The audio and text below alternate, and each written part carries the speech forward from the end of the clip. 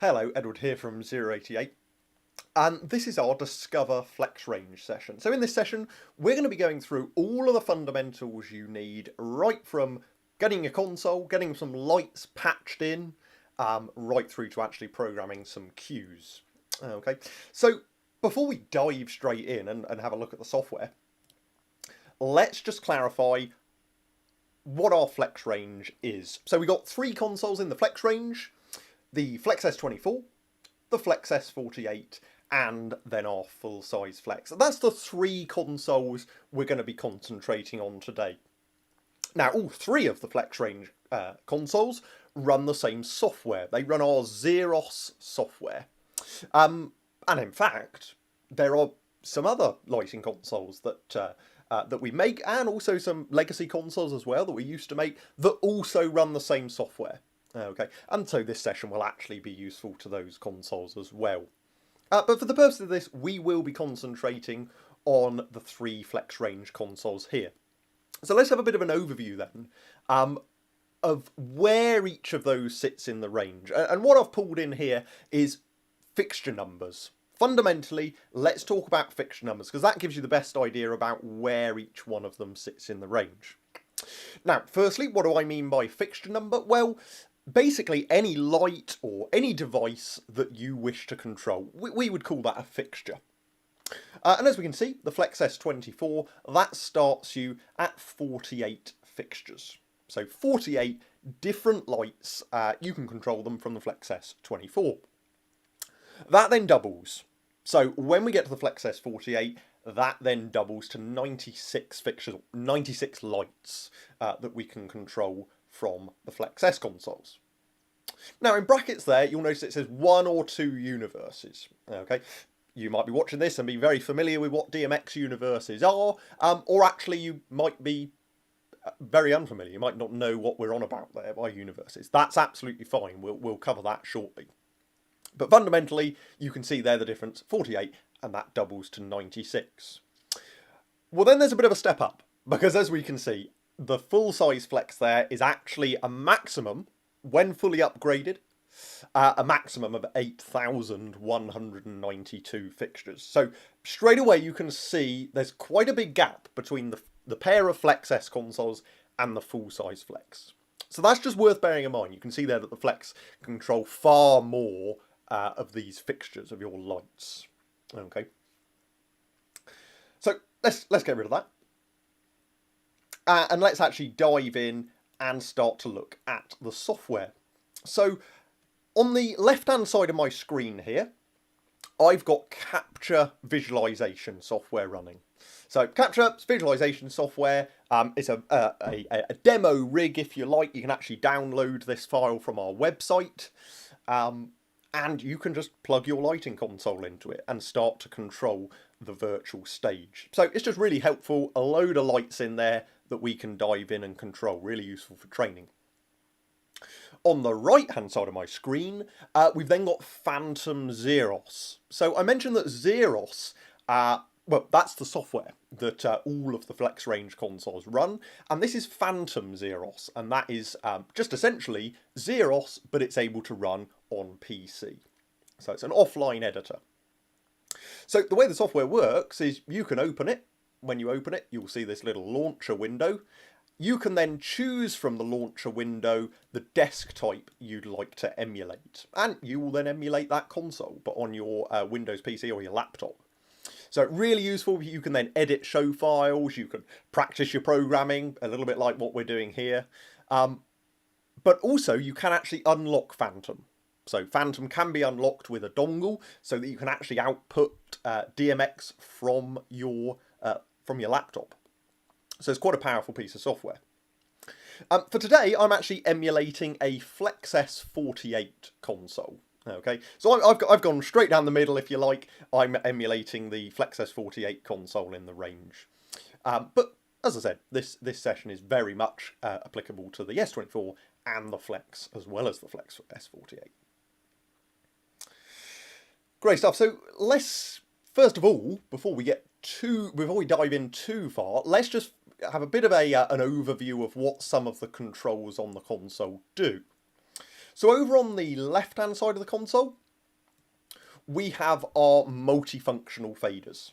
Okay, 48 of them on the S48, 24 of them on the Flex and the Flex S24. Now they're multifunctional because they've got two key functions, and that is either channels or playbacks. Now by channels, we just mean individual controls of your lights, giving you access to the intensities, the brightness control for each of the lights that you have patched into the console. That's what channel faders are. They're controlling intensities of your lights. The other function, playbacks, well, that's anything that you might pre-program, and as the name suggests, it allows you to play that back. So you might be familiar with the term cues, cue stacks, submasters, effects, chases, the list goes on. But basically we call them playbacks. So any lighting states you might want to pre-record, you record those onto playback faders. Now on the Flex S consoles, you have 2 pages of playbacks. So that therefore gives you a maximum of 96 playbacks on the S48 and half that. It's 48 playbacks on the S24. The full-size Flex, well, you've got a page up and down button and you will have 10 pages. So 10 pages of 24, you'll have 240 playbacks to play with. Now I say that, but then just to the right of that, of the fader function button to toggle the function of those faders and the page button to change page, we then have our master playback. Now the master playback is just an extra playback. It's not a master intensity for the other playbacks. It is a completely new separate playback in its own right. The reason it's there is primarily for theatrical use. Because for theatrical use you will typically just have one long list of cues and you can just use the go button to advance through those cues. And so in situations where you've just got one long list of cues and it's all on one fader, well, you've got a dedicated fader for that purpose. To the right of your master playback, you've then got your command keys, your record, update, your deletes. We'll be looking at those later. And on the full-size Flex, you've also got a syntax pad. We won't be covering syntax in this session. Do check out our other sessions for that. The Flex entry-level session is a good place to head for that. Now, next thing we got then is our encoder wheels. So our 4 encoder wheels we can see here running along the bottom of our internal touchscreen. What they're currently doing will live update as you use the console. It might allow you to adjust colour controls, position controls, but also fade times as well, various timings and different controls like that.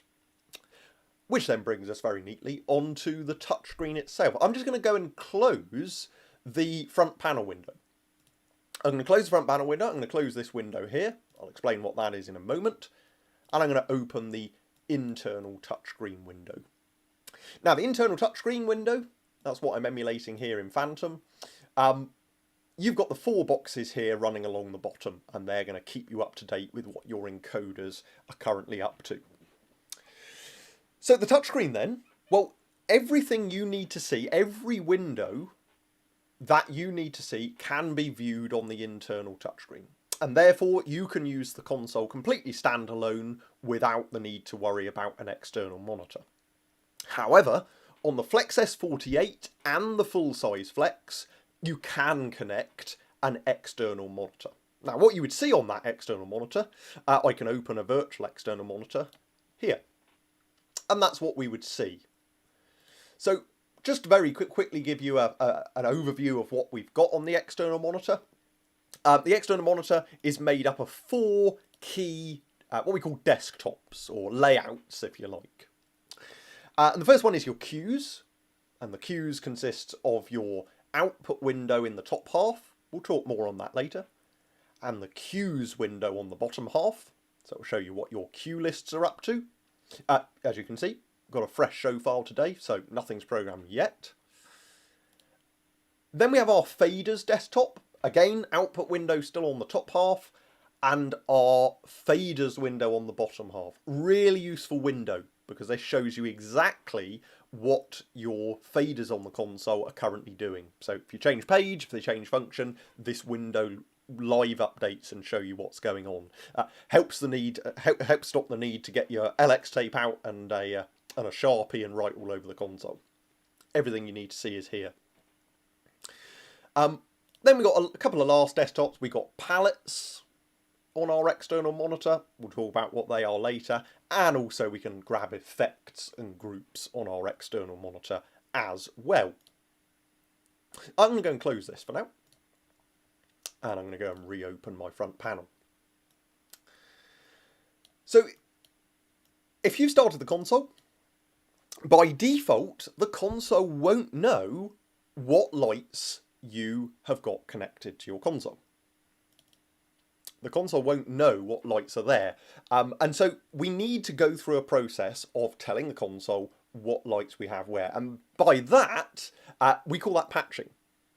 And the patching process is essentially going through that process of saying, okay, I want fader 2 on my console to physically control that light over there, for example. And that's how it works. Now, FLX S consoles and Flex as well have a feature called rig sync. Now, we won't go too much into rig sync today. Again, like I've said already, go check out our other videos that go in depth on rig sync. But basically, if your fixtures support RDM, which stands for Remote Device Management, you can simply connect them to the console without doing any configuration. Just connect it all up, power it all up.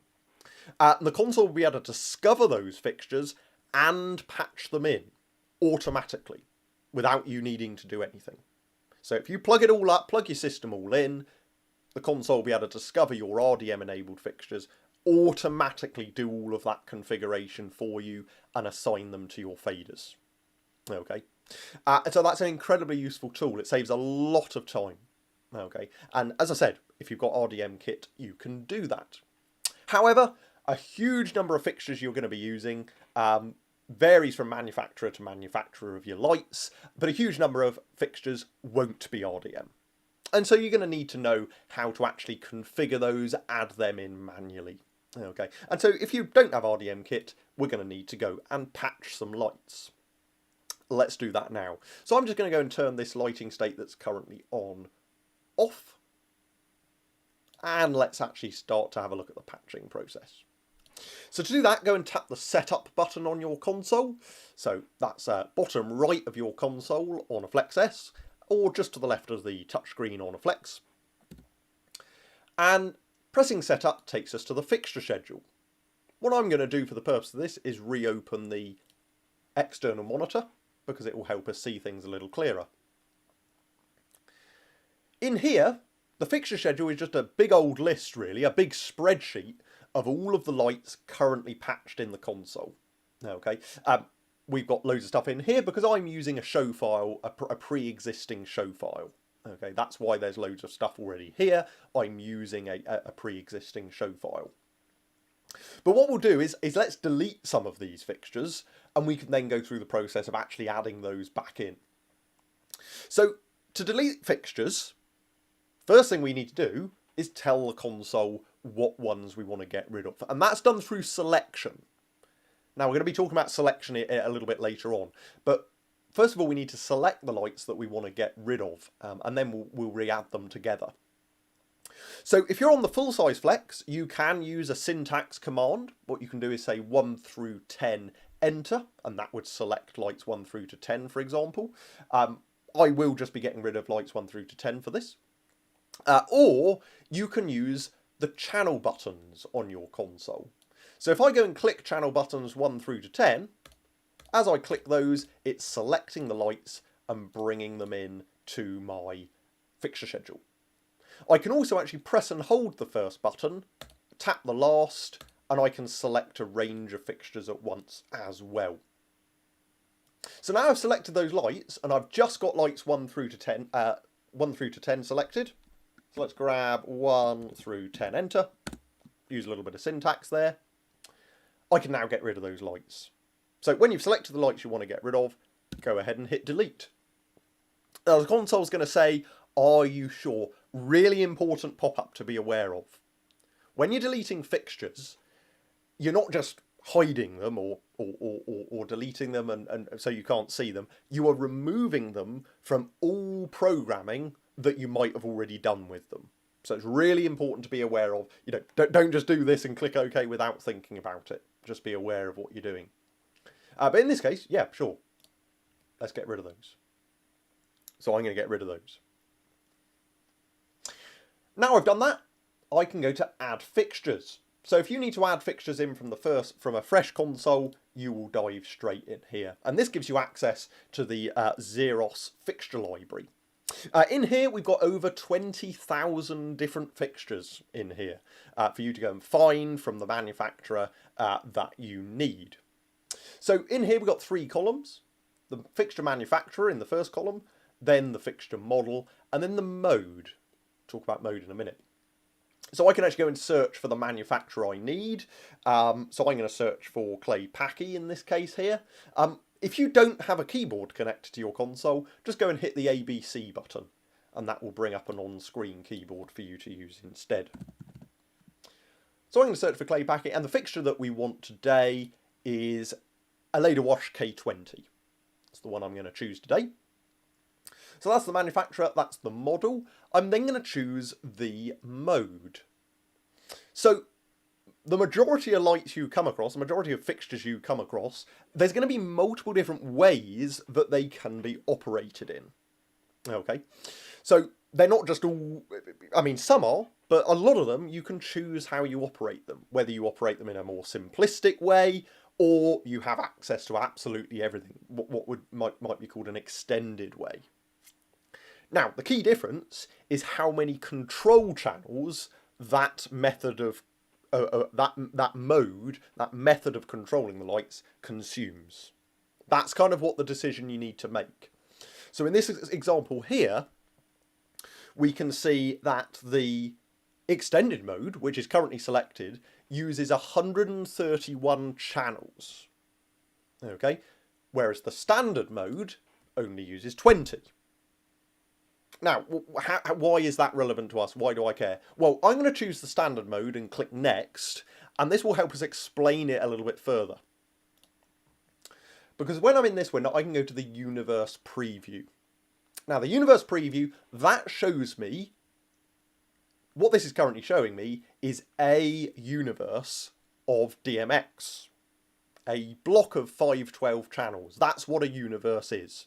So a universe of DMX, I mentioned universes earlier when we were having a look at that slide there. A universe is a block of 512 channels. So you see there the FLX S coming in either 1 or 2 universes. You can do the maths. That's 512 or 1024 channels you've got to play with, depending on the variant you have. Is worth mentioning, if you've got a 1 universe console and you think, I've run out of channels here, well, you can upgrade, you can add that additional universe at a later date if required.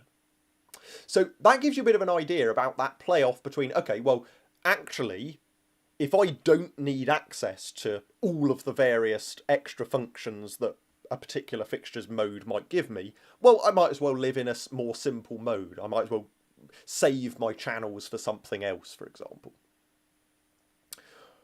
On the Flex, on the full-size Flex, as you can probably see, you can start to realise, well, really channel count is less of a problem because the base model starts at 4 universes, so 4 times 512, that's 2048, but can be available all the way up to 16 universes. So that's where that 8,000 comes from. Okay.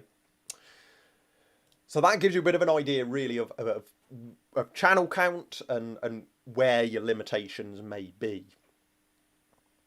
Now, when I've got my 512 channels, for example, on my 1 universe FLX S, it is worth clarifying, don't see that block of 512 channels as a single universe block. Now, what I mean by that is actually just see that as 512 worth of channels, because you could spread those 512 channels across multiple desk universes. Now, I don't want to overcomplicate things too much. Go check out the dedicated sessions for that. But even if you have a 1 universe Flex S, you could quite happily go ahead and patch onto universe 50. In fact, I can patch onto any universe I want, all the way up to universe 64. As long as the total number of channels used by your console doesn't exceed what it's licensed for, you can spread those channels across 64 universes. The analogy I always like to use is, imagine that you've actually got a jug of water, and that jug of water represents the number of channels that your console has allocated to it. I don't just have to pour that jug into 1 cup for a 1 universe console, or 2 cups for 2 universes. Actually, I can spread those channels across multiple universes if I want to, as long as the total doesn't exceed what is licensed, what my console is currently licensed for. So what we can do is we can go ahead and configure this. Now, for the purpose of this, I'm just going to leave it on universe 10 for now. I will change that, but I'm just going to patch these onto universe 10 for now to show some stuff. So first of all, I can say how many of these lights I have and the fixture number that's going to control them. So first of all, I can patch multiple of the same light at once. Saves me having to go back and repeat it several times. And then I can also say how many. I can then also go in and actually say which fader number, or fixture number if you like, what fader I want to control that light. So you can start to think about how you can rearrange your faders to make it your console, make it more intuitive to you. On the Flex S24, that's of course going to be a number between 1 and 48, because you're limited to 48 lights. Double that to 96 for the S48. Now if you're on the full-size Flex, of course, well, you can number those fixture numbers however you want, really. Okay, so you can number those, make them intuitive, lay it out however you want to. Now, something you can do, rather than typing into these fields using the number pad, I'm just going to make that window a little bit smaller, you can actually, again, go and click on the channel buttons.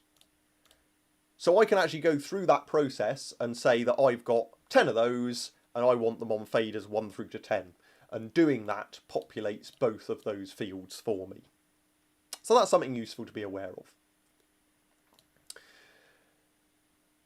Now, I mentioned our DMX addresses. Well, I mentioned the universes. Let's talk about DMX addresses.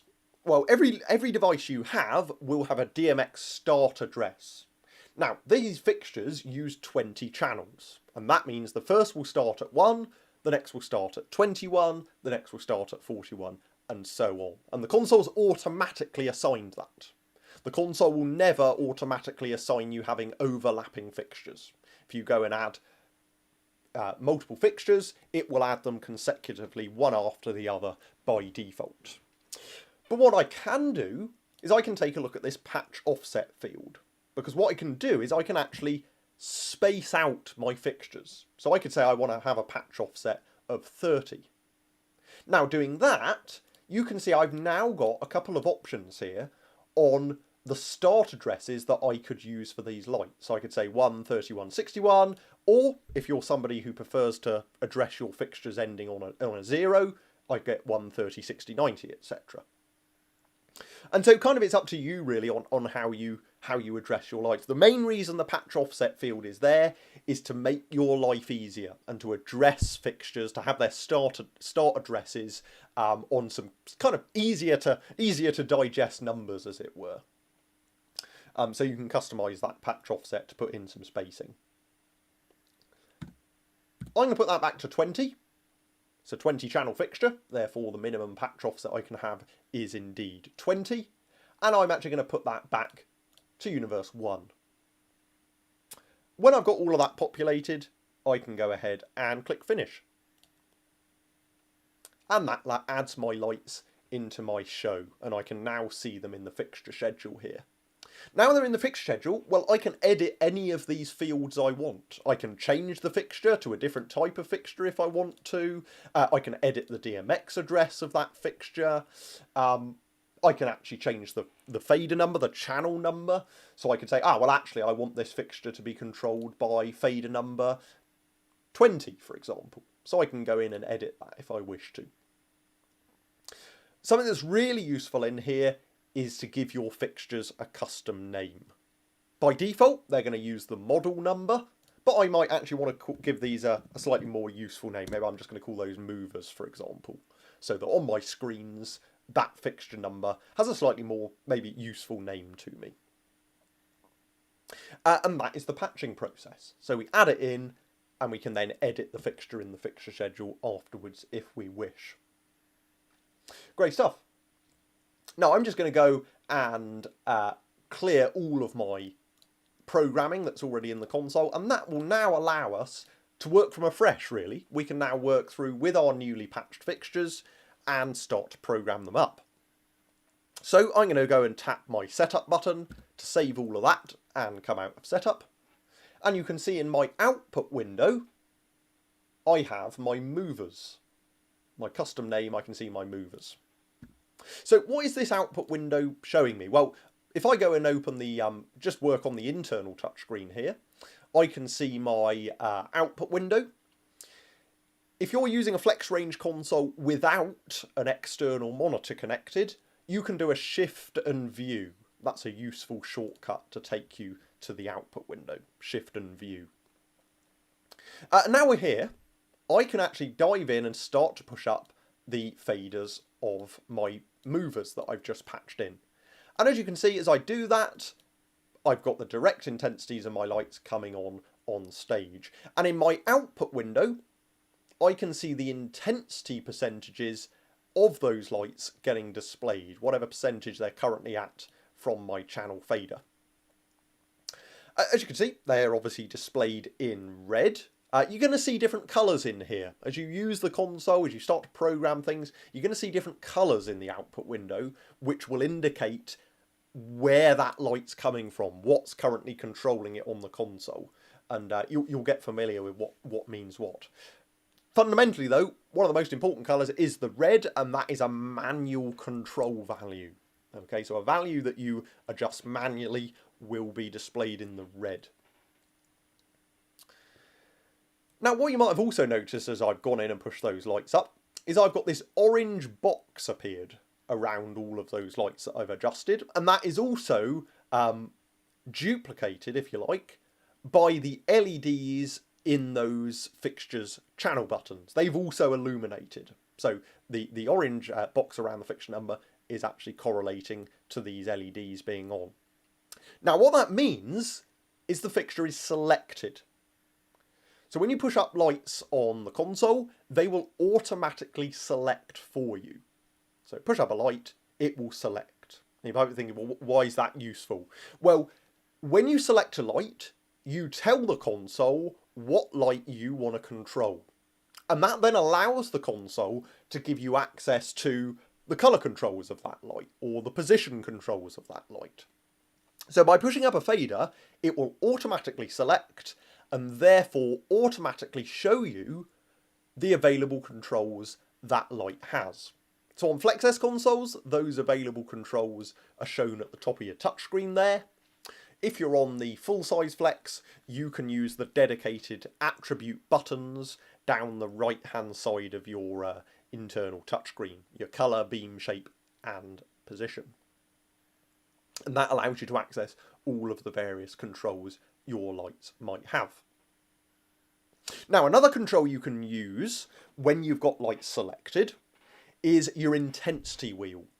So if you press the Z key on the console, the very first encoder wheel you will see is an intensity wheel. And if you go in and dial that with your encoder wheel, you can adjust the levels of all of those lights at once. You can adjust the intensity of all the currently selected lights at once. And you can see there, it's kept all of those levels relative to one another. So that's really useful because you can create a lighting state, and if you need the whole thing slightly brighter or the whole thing slightly dimmer, you can then dive into your intensity wheel and just nudge that up or down. And it keeps everything nice and relative and balanced. So that's one of the first things you can do with your selection.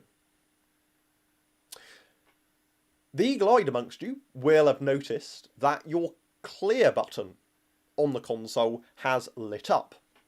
Now the clear button will light up to let you know you've got these manual red values present. And you might be thinking, well, yeah, I know I have, I've just pushed up my faders. Well, that's useful because red values, red manual values, have the highest priority on the console. And so our clear button there lets us clear out our manual values to let our cues take control of our lights instead. So that's just worth bearing in mind. We'll look at that in action when we actually start to program some cues. But that's why we're seeing our clear button lighting up. Another thing to take a look at before we actually dive in to have a play with colours and positions and things like that is let's take a look at groups. Now, of course, what I've done there is I've gone and pushed up faders 1 through to 10 all together, so I can grab control of all of those lights in one go. Well, I can kind of save myself a bit of time, and that's because I can use groups. So on FLX S consoles, you have your dedicated groups tab. That's the little icon at the top here. And on Flex, as part of your syntax pad at the bottom of the console, you have a dedicated group button. Give that a tap. It will also open the groups window for you on the internal touchscreen. Now, because this is a fresh console, all we've done is we've added our lights in. It's currently saying, well, there's no groups here at the moment, but we can automatically create groups. And if we do that, the console's going to look at each different type of fixture you've got in your console, and it's going to create a group for each one. So I can go and grab all of my wash fixtures, all of my spots, all of my LED stuff, and all of my other spots as well. So it's really useful to just grab control of those lights. And these are just shortcuts to selection. So in the same way, we can go in and actually just click on our fixture buttons to select lights. We can instead use these as shortcuts. Now, another really useful thing that groups then allow us to do is give them a double tap. Because if you double click on a group, it will turn the fixtures in that group onto full. So you can very quickly grab control of a group of lights and turn them on. So that's really useful. Now, not only do you have the auto groups, you can of course program your own custom groups. So I'm going to go and program a group. And remember, a group is a selection. It's a shortcut to a selection. So the first thing I'm going to do to program a group is I'm going to make my selection. So I could either do that using my channel buttons, so I could select some lights there, or I can actually click on the fixture numbers in the output window as well. Doesn't matter, I can use either method. If you're on the full size Flex, use a bit of syntax as well. 1 and 2, 5 and 6, 9 and 10. When I've selected the lights I want, I can then go and tap my record button on the console, and I can then go to my groups. And in your groups, you're now going to have loads of empty groups marked with an asterisk, and you can go and click on an empty group to store to. And job done, programmed in our group. If I go to my groups window, I can now see my custom group there, and it's also got my custom name. It knows what I named those fixtures, it knows what fixtures are there, and so it's given me a really quick name. And exactly like we saw earlier, I can double click that group to quickly turn those lights on to full. If you want to, give that group a custom name, press and hold setup and tap that on-screen group tile. And that can rename it for you. Now, groups are really powerful. There's another session available that kind of details and goes more in depth into groups. So I won't spend too much time on that now. But as well as storing shortcuts to selection, groups can actually also store intensity. And crucially, when it comes to running effects, they will also store the order of selection. Okay, so go check out the videos on those subjects if you're interested. But once we got control of our, or a really quick shortcut, once we got control of our lights, we can then jump in and start to apply colours and positions and things like that. So let's take a look at colour. A little bit like we saw with our groups, we have the option to automatically create colours, and that's going to create some primary, secondary colours you can really quickly apply on those lights. Now, as well as the first 13 colours here, your primary and secondary colours, I've also got some greyed out colours. Okay, You might not get those. It depends on what lights you've got patched. The reason for that is the greyed out ones are actually for other fixtures currently patched in my show file. So if you ever see grey palettes, that means if you see greyed out palettes, those palettes are available for the other fixtures in your show file, not the ones currently selected. Now, as well as the colour palettes, you'll notice your encoder wheels allow you to go and mix directly with the levels on those lights. They'll give you direct access to all the colour parameters that light might have. So I can start to go and mix in red, green, blue and white directly on my encoder wheels. Now, in this case, these particular lights have 6 colour controls, but I've obviously only got 4 wheels. So if I need to access the other colour controls, just tap colour again, and that will page you through. On the full-size Flex, just go and tap the colour button again to page through. And this will give you access to all of the other controls that light might have. In this case here, these particular fixtures have a colour temperature parameter. If I go and tap the middle button of my colour temperature parameter, the button in the middle of the encoder wheel, that gives me a breakdown of all of the various controls that that parameter has. Let's take a look at the colour picker now. So I'm going to go to the colour picker, and in here I can just go and mix directly on screen. I can choose whatever colour I want. Now, if you've got the luxury of using a real console rather than a laptop, you can use multi-touch directly onto your touchscreen, and that will allow you to fan and spread colours across your fixtures. Now, in the colour picker, we can also go and press one of these pluses, and that allows us to load an image file in from a USB stick connected to your console. So I'm going to choose an image and click OK. That will load this picture in, and I can now choose colours directly from that image and put them on my lights. So that's a really powerful tool for theatre, but also corporate events. Load in a company logo and you can pick colours from the company logo. When you've chosen a colour you like, hit your record button and store that as your own custom colour. And I've stored that in. To name a colour palette, just like we did with our groups, hold setup and tap your on-screen colour.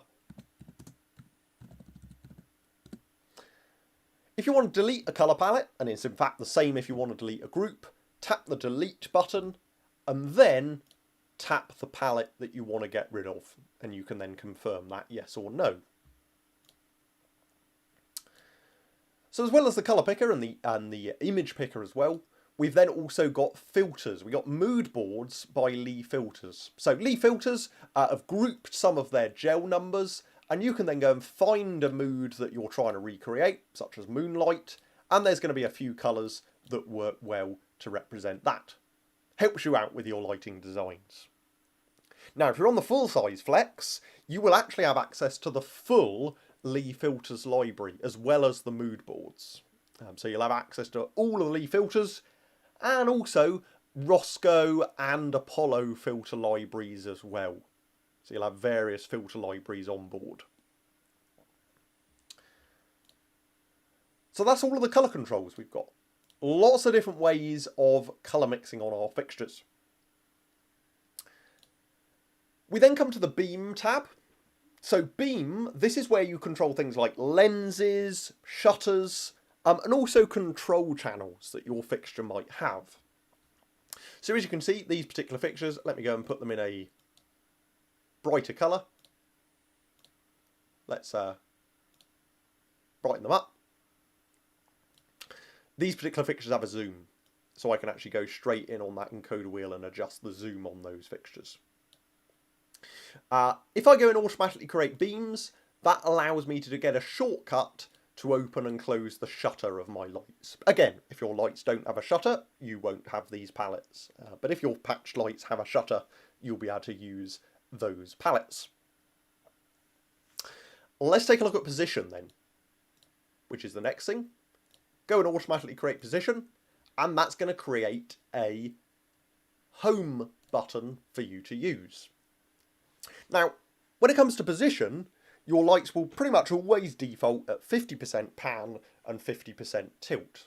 And that's because you can then dive in and tilt them either way you like, or pan them either way you like. And so they will default to that 50% location. So I've got all of those fixtures selected, and so I can start to move them all at once if I want to using my encode wheels. So I can get those to a position I'm happy with, and when they're in a position I'm happy with, I can then go and tap record and store that as my own custom position. And now I've done that, I can quickly jump between those locations. Now another thing we can do with position is we can fan our fixtures. So if you hold shift and dial the pan encoder, you will fan those values across your lights. You're not controlling all lights at once anymore, you're fanning them. So you're able to actually in one action give all of those different values. When you fanned your lights, tap record and store that as another palette. Now, there are actually various fan functions available. You can get different behaviours of fan function within the position settings. We won't cover those today. Do check out our controlling fixtures session if you want to know more. When we've done that, we can then very quickly start to jump between our position palettes we've programmed. Last thing for position is our pan and tilt grid. So within kind of X and Y coordinates, if you like, you can actually move those fixtures around. So I can move those around within the XY coordinates to get those fixtures to the position that I need them in. And again, tap record, store it as a position palette if you need it. Last thing we will take a look at before we actually start to dive in and record some cues. Last thing we will take a look at is shape. Now the shape group attribute, the shape parameters of a light are things like gobos and irises and prisms. Okay, now these particular fixtures are moving washes, so they don't have that functionality. So I'm going to go and select my stage right spots. Select those, and you can see I now have a shape tab available. You're only going to see the tabs that you need for the currently selected fixtures. And in shape, if I go and automatically create shape palettes, the console will create very quick shortcuts to allow us to put gobos straight into our fixtures. So I can go straight in and I can see a little image, a little preview of the various gobos this particular light may have. And I can click on that gobo image and put it straight into that light. As I mentioned though, it isn't just gobos that you can control from the shape attribute. You can also control things like iris. If I go and tap shape to page through, I can go and access the prism, animation wheel. If your fixtures have framing shutters, they'll also be controlled from the shape encoders as well. When you've gone and found a gobo you like, maybe you've got it set to a level of rotation, again, tap record, store it as a shape palette to recall really quickly at a later time. So now we've kind of looked at all of the various building blocks that we can use to control our lights. Let's start to do some really simple programming and start to program those into our cues. So I'm going to double tap clear. Remember, double tap clear gets rid of any of those manual values. And now let's work through that process of creating a lighting state. So I'm going to go and, first things first, I'm going to grab all of the alpha spots. I'm going to go to beam, and I'm actually going to zoom them right the way down. Let's go to my pan and tilt grid. And let's find a position that works for those. As you can imagine, much easier when you've got real encoders on your console to use. I'm going to put those there. Let's put them in a gobo. And what else have we got? Let's take a look at our groups. I'm going to go and grab our wash fixtures again. I'm going to actually use one of the position palettes I programmed earlier. You can see how it makes programming much quicker now I've got those. Let's put those in a colour. And I'm now going to go and grab my LED cyc fixtures. Let's put them in a nice deep blue. I'm actually going to dim that blue down a touch.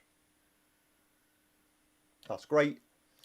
And lastly, let's take a look. I think fixture 35. I'm going to click on 35. And I'm actually going to push up its fader. And I'll move that one onto our singer. And when you've done that, when you're happy with the lighting state you've created, we can then record it. We can then save that lighting state recorded in.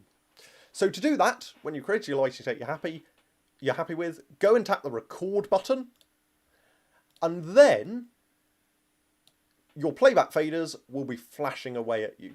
And you can now go and choose to store this lighting state onto any of your playback faders that are flashing away. You can choose which page, so you can choose which page you store that onto, but I'm going to go and click on playback button number 1. And there we go. Job done. Record button has turned off. That means the record operation is complete. We have saved our lighting state. It's now recorded onto a playback. And so, as the name suggests, we can of course now play that back. So to play that back, first of all, as I mentioned earlier, we need to clear out our manual values that are currently controlling those lights. So best practice, go and take all of your channel faders down to 0 first of all, and then go and give that clear button a double tap, and that will get rid of all the manual values that might be present. Now I've done that, I can use my fader function button to change over to playbacks. So they're not, my faders are not controlling my fixtures anymore, they're controlling my playbacks. And we can then see that the very first LED, the very first playback fader is lit, meaning there's something on that fader. I can now raise that fader and my lighting state will fade in. And as we can see, in my output window, I've now got lots of blue intensity values. Blue means it's coming from a cue.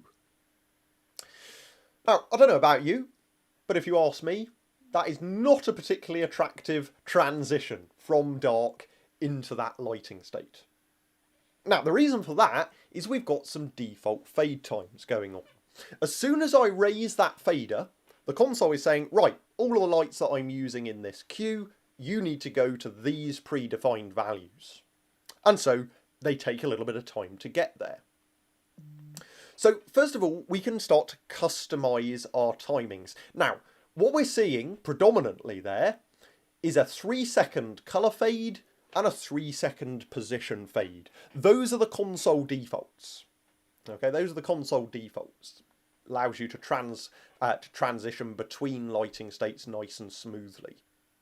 But in this case here, I actually don't want that transition. So I'm going to go and view the cue that I've programmed onto that playback fader. To do that, press and hold the view key and give that button a tap. And that will open that particular playback into your cue list window. And we can then see, yep, there's our 3-second fades that we're seeing running through. To adjust those, double tap, you can type in, or use your encoder wheel to go in and dial that out. Now I've done that, let's see that run through again. And as you can see, we've got rid of the fade.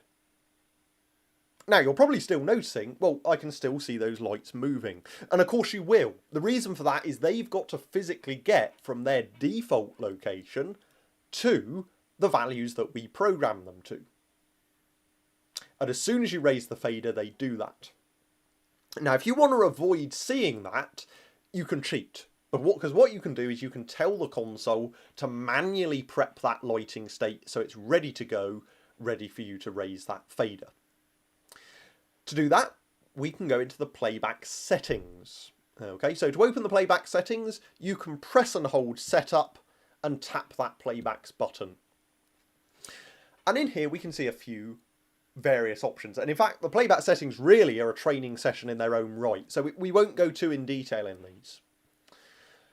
The default button function, though, of a playback, and I'm going to go and press it now, is a flash. You can flash that lighting state on and off by pressing and holding the button. Fantastic for if you want to do pulses of dimmers or things like that, just pulses of intensity.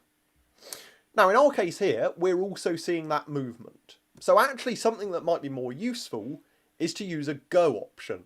So I can make the button function be go and click OK. And what that allows me to do is press the button, and that lighting state has now triggered. The cue has gone green in my cue list window, meaning that that is now active on stage. Of course, we can't see it yet because the intensity is being controlled by the fader. So now we've sent those lights to the positions, I can now raise their intensity over the top to control those. Lower the fader, it will go yellow, meaning it's not on stage, but it's ready to play, meaning I can then give it another click, ready for when I need to raise that fader. And I can then just raise the intensity over the top. So that's just a useful tip to be aware of. It helps lose the amount of beams you see swinging across your stage. It makes your programming looking a little bit neater and cleaner. So that's programming a lighting state onto a fader. Simple as that. But what we'll do this time is we'll actually program multiple cues onto a fader. And we'll start to build a bit of a cue stack for kind of more theatrical operation, if you like. So I'm going to go and I'm going to program some very simple lighting states. I'm just going to use channel faders, in fact. And for now, that pair of lights there, that's going to be my first cue in my cue stack. So I'm going to tap record, but this time I'm going to tap my master playbacks button. Tap my master playbacks button, I've now stored the lighting state onto the master playback. My cues window is still looking at playback 1, because that's the most recent playback I was viewing. So to go and view the master playback, press and hold view and tap the master playbacks button, and you will then see master playback displayed. I'm going to go and program another cue. So I'm going to have these lights dropping in intensity a bit, and I'm going to then have the next pair of lights, keeping it simple. I'm going to have those in a red, and let's have those downstage, something like that. And I'm going to go and record that as my next cue. If I go to my cue list window, you can see I'm starting to build up my list of cues here. So I'm now going to bring those faders down. I'm then going to turn my group on that I programmed earlier. They're going to be blue this time. I'm going to record that as my next cue. And as you can see, I'm just starting to build up my cues. I'm going to do one more. Just going to do one more lighting state. So let's bring some new lights in. Put them in a position. And let's pop those like that. I'll bring in my cyc lights again as well. Dim those down. Let's have them in a sunsetty, warmy glow. And now I've done that, I'm going to record that as my next cue to record it in.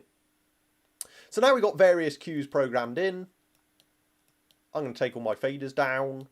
I'm going to double tap clear.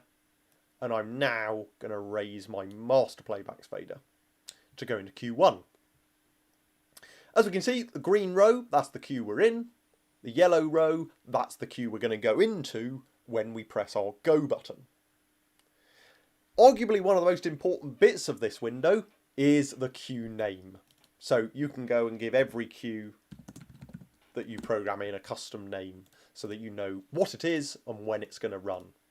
So to name it, give a double click on the name field. If I press my go button now, I now transition to my next cue. The lights fading up, they took 3 seconds for their intensity to raise up. The lights that faded down, they took 3 seconds. And you'll also see any lights that faded down will be displayed in green. Okay, so the way of remembering that is blue is lights fading up towards the sky, green, lights fading down towards the grass. We can also see here there was no beam information, no shape information in the queue, but there is position and colour. The fixtures are not in their default location and they're also in red in this case here. I'm going to press go, and I then fade into my next lighting state. And as you can see, I can just continue to start to run through that and fade through my different lighting states. Any of these fields, queue timings are editable, as we've already said. Give it a click. You can use the encoder wheels to adjust that. The first encoder will just be labelled fade. If you adjust that, you will adjust the up and the down together. So that's a useful way of keeping the up and the down in sync. You can also delay as well. You can also put a delay in. So in my case, let's find a good example of this. So in this case here, I could actually say the fixture's fading up, I want to have delay of 3 seconds. Now if you click the middle button of a fade time, encoder, that allows you to type the fade time in using an on-screen number pad. So I've got a fade of 3 seconds, a delay of 3 seconds. So let's see that run through. There's Q1. Fixtures fading down, I'm going to press go now. Fixtures fading down are going to take 3 seconds. Fixtures fading up will be delayed by 3 seconds, and then they will fade up. So you can start to have, it can start to look like there's 2 queues running, all from a single queue. And that's by being a little bit more clever with delay times. And so that's our queue list options. So we've recorded a queue there. We've also looked at fade times. We looked at naming our queues. What we can also do, of course, is update an existing queue. So I'm going to go into this queue here. And let's say I want to bring in light number 35, which was my spotlight for the lead singer. Let's say I meant to add this light into this particular queue. Well, grab control of the light. Get the lighting state to something you're happy with. Let's have a look at the beam options on that one. See what I can do with zoom. Tighten that in a little bit. When you're happy, tap update and then tap your master playbacks button. And there we go, job done. So all I did there is I went into the queue I wanted to edit.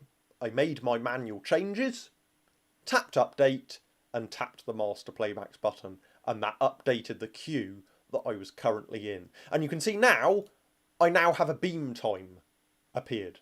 The console knows, there's new data added in here. There's new information in this queue. It now has a beam time, and that's because I made some adjustments to the zoom of that fixture.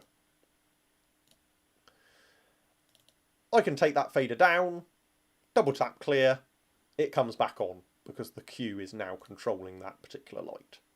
So that's how we can update our queues. Next thing we'll take a look at is inserting a queue. So let's say that between Q3 and Q4, I just want to have my spotlight on my performer. Let's say I want to have my spotlight on my performer. What I can do is, first things first, I've got that spotlight on the performer in the position that I'm happy with. Well, the sensible thing to do in that case is actually save that position. So I'm going to select that particular light. I'm going to go to position. And I'm going to make sure that I actually save that position. I've got it where I want it there. I want to save it. I might fine tune it slightly. That'll do. I can now tap record and store that as my own position. That way, I can turn my master playback off. I can now really quickly grab control of that light, turn it on, and take it straight back to that position it was in. And let's say that this, I want this lighting state here to go between Q3 and Q4. Okay. So to do that, what you can do is press record. Now, if you were to press the master playbacks button, you would of course stick this at the end in Q5. But I actually want this in between 3 and 4. So I need to type in record 3.5. Now, if you're on the Flex, you have your dedicated syntax pad to allow you to do that. For Flex S, tap your Z button and you can then use the on-screen number pad. So I'm going to type in record 3.5 and tap your master playbacks button. And as you can see, that's now recorded a Q 3.5.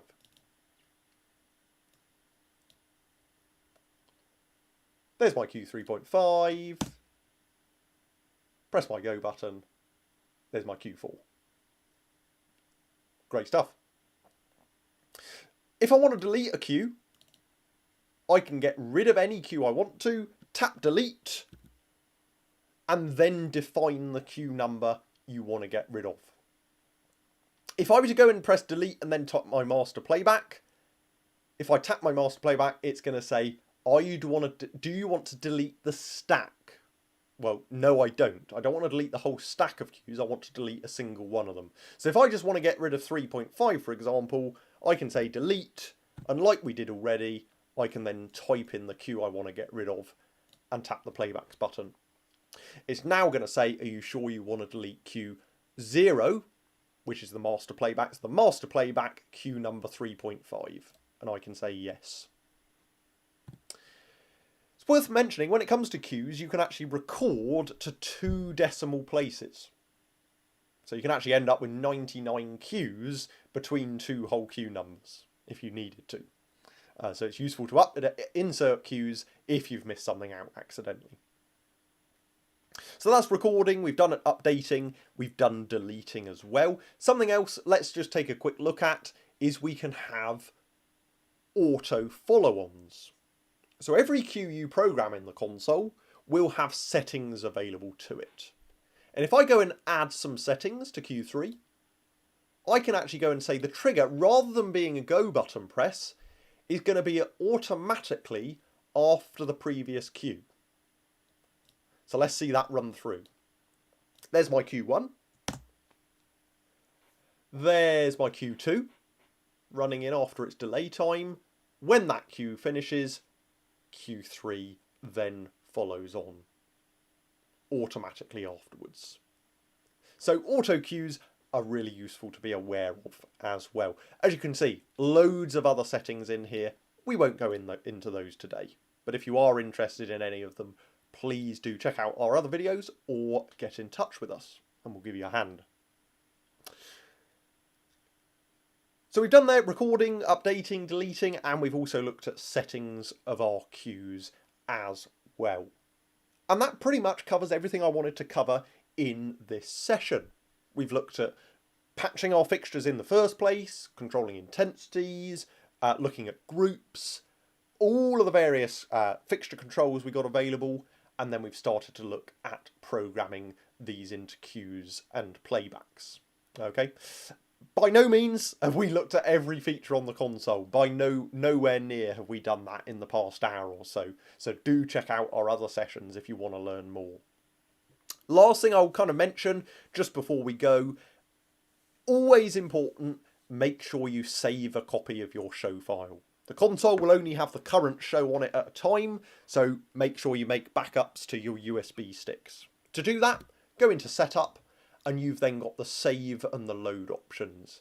So you can then go and save this show, give it a name, and you can then save that show to USB. Click save, and it will save that in. You can then go to load, find that show, and load it in if you wish to. And so that's saving and loading. When you load in a show, it will wipe the show that's currently on the console. So that's just something to be aware of. But when you've done all of your programming, always a good idea, make a backup to your USB stick. And that is everything I wanted to go through. That is everything I wanted to go through in this session. I hope you found that useful.